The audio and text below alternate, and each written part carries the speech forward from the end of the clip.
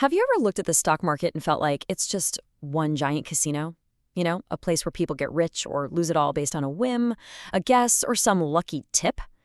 It's a pretty common feeling. But what if I told you there's a method to the madness?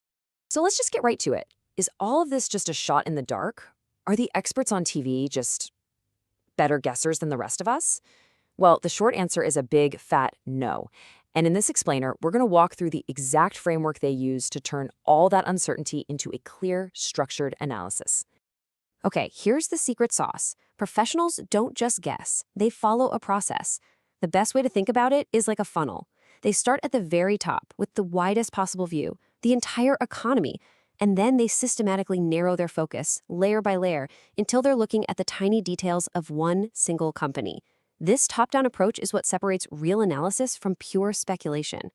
So our first stop is the very top of that funnel, the macro view. I mean, before you can even begin to understand how a single company might do, you have to understand the world it's living in. You have to check the economic weather. Is it sunny with a light breeze, or is there a hurricane on the horizon? And the key concept here is something called the business cycle. See, economies don't just grow in a nice straight line. They kind of breathe. They expand for a while and then they contract. This natural rhythm of booms and busts affects everything, from how much we're all spending to whether a company can get a loan. Understanding where we are in this cycle is absolutely the first step. Now, this is where it gets really interesting. During an expansion, businesses are growing, hiring is up, people feel good and they're spending money. It's a time of optimism, right? But in a recession, it's the total opposite. Spending gets tight, growth slows way down, and companies switch into survival mode. Some industries, like ones that make big, expensive equipment, really feel these swings, while others, like healthcare, are way more stable, they're more defensive. Okay, so now that we've checked the economic weather, we can zoom in one level to the industry.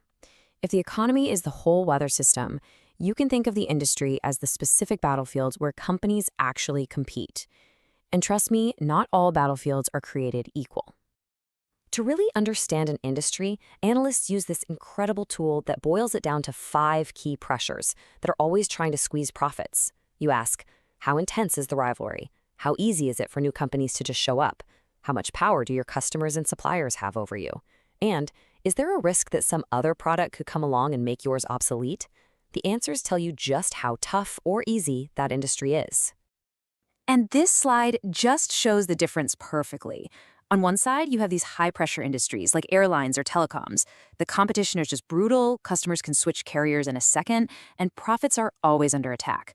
But on the other side, you've got lower-pressure industries, maybe like specialized software, where things like patents or high switching costs protect companies. An analyst has to know which kind of pressure cooker a company is operating in. So, we've gone from the economy to the industry, and now we finally arrive at the bottom of our funnel, the company itself. This is where we get to pop the hood and really analyze the business on its own terms.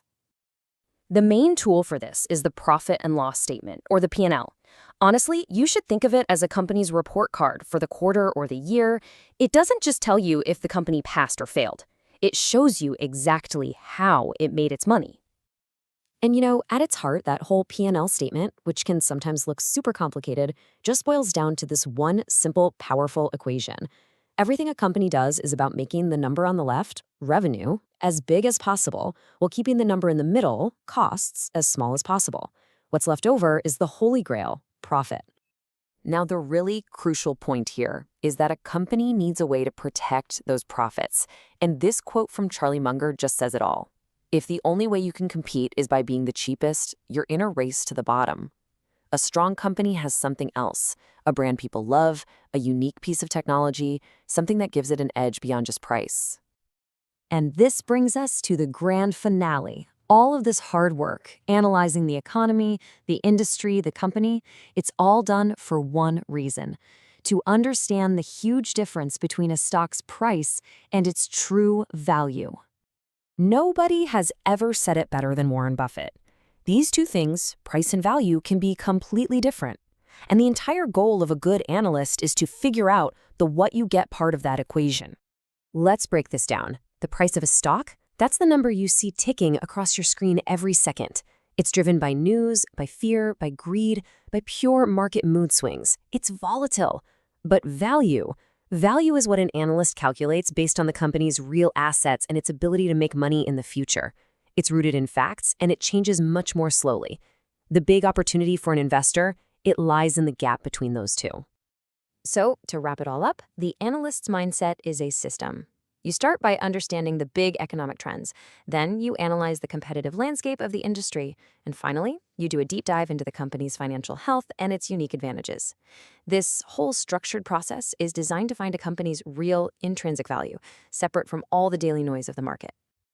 So, what's the big takeaway from all this? Well, the next time a friend or a headline or some expert on TV gives you a hot stock tip, you'll be ready to think like an analyst. Instead of just asking, what's the price? Maybe the first question you'll ask is, okay, but what's the value?